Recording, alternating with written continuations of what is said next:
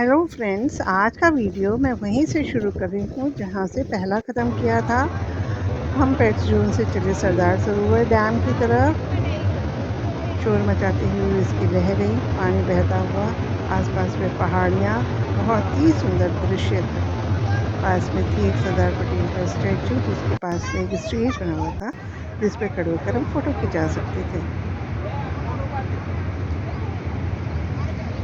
आप भी देखिए कितना सुंदर दृश्य है ये। वहाँ से हम निकले उसको आँखों में भर के मेज़ गार्डन की तरफ। सुंदर मेंटेन किया हुआ, मोगली बना हुआ। हम पहुँच गए मेज़ गार्डन। सबसे पहले हमको इंट्रोड्यूस कराया गया मेज़ गार्डन से एक फ़िल्म के द्वारा।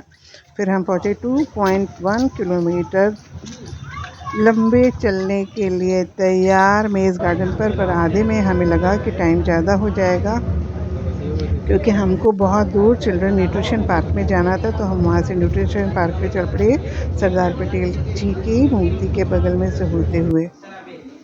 तो जी पहुँच गए हम न्यूट्रिशन पार्क। सबसे पहले एक किसान ने बताया बच्चों को कि फसलें कैसे उत्पन्न की जाती हैं, कैसे उनको काटा जाता है और कौन-कौन सी फल और सब्जियों को कौन-कौन से सीज़न में पैदा किया जाता है, उत्पन्न होती है और कब खाना चाहिए उन्हें, इनसे हमको क्या मिलता है, उनका नाम क्या होता है। वो सब बच्चों के लिए बहुत ही इन्फॉर्मेटिव था।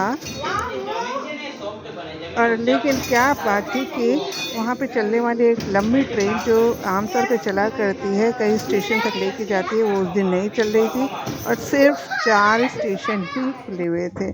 हम दूसरे स्टेशन पे पहुँचे तो जो मिल्क और मिल्क प्रोडक्ट के बारे में जानकारी दे रहा था कि कैसे मिल्क को कलेक्ट किया जाता है, कैसे उसको डेयरी में पहुंचाकर पॉस्चराइज़ किया जाता है और कैसे उसको गर्म दूध को ठंडा करके घर-घर तक पहुंचाया जाता है। तो कुछ मॉडल्स भी थे, दीवारों पे बना हुआ था कि मिल्क प्रोडक्ट क्या-क्या होते हैं। कुछ बच्चों के लिए गेम भी थे। फिर इसके बाद भोजन से के बारे में बहुत कुछ जानकारी प्राप्त करने के बाद कुछ जल की भी महत्व को बताया गया। उसके बाद हमने एकता मॉल में जाके थोड़ी खरीदारी करी और हम वहाँ से वापस निकले कुछ खा पी कर, क्योंकि हमको पहुँचना था नौका विहार के लिए। हमारा लास्ट स्लॉट था और हम कहीं लेट ना हो जाए, इसलिए जल्दी से हम वहाँ पहुँचे। रिक्शे करके, पिंक रिक्शे से ही जा सकते हैं वहाँ पे। और ये दिन का सबसे अच्छा टाइम हमारा बीता, क्योंकि बहुत ही सुंदर वो कृत्रिम यानी मैन मेड तालाब था, जिसमें तरह-तरह के बर्ड्स हमने देखे। मगरमच्छ भी थे वहाँ पर, उनके सिर हमने कहीं-कहीं उठे हुए देखे। और गाने बज रहे थे नाव में, जो हम आपको कॉपीराइट की वजह से नहीं सुना सकते। लेकिन पहाड़ियों के बीच से ये देखिए कितना सुंदर लग रहा है। ऐसा मैं सोचती थी कि ऐसी किसी जगह पे जाऊँगी, यहाँ जाके जैसे मन की एक इच्छा पूरी हो गई। ये देखिए, ये सिर था एक मगरमच्छ का जो पीछे निकल गया।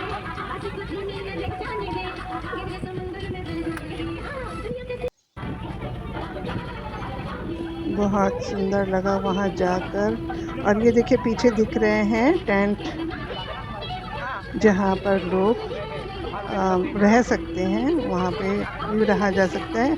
और एक हाउस बोट भी था वहाँ पे। ये तो टेंट्स दिख रहे हैं पीछे, जहाँ पर लोग रह सकते हैं। टेंट्स में भी टेंट सिटी बनाई हुई है एक छोटी सी। ये जो ऑरेंज कलर का हिस्सा दिख रहा है वो टेंट सिटी है। और एक था हाउस बोट, जहाँ पे भी लोग रह सकते हैं। वो हाउस बोट भी अभी आपको दिखेगा।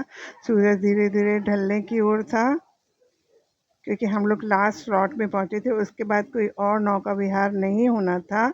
हम लोग अंतिम वाले नौका विहार के समय पहुँचे थे।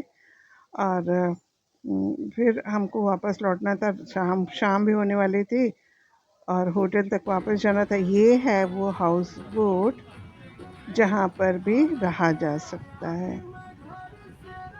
ये हाउस बोट में भी लोग रह सकते हैं, वहाँ की भी बुकिंग कराई जा सकती है। बहुत दूर से बहुत ही अट्रैक्टिव, बहुत अच्छा लग रहा था, पर हमने तो उसके बारे में सोचा भी नहीं था, इसलिए वहाँ पे रहने का सवाल ही नहीं था। वापस लौटना था चारों तरफ की सुंदरता को आंखों में भर के मगरमच्छ और पक्षियों को देखकर हम वापस लौट पड़े अपने होटल की तरफ। वास्तव में ये 2 दिन बहुत ही मधुर बीते। होटल से फिर अगले दिन सुबह चेकआउट किया और की तरफ चल पड़े। Thanks for watching, bye.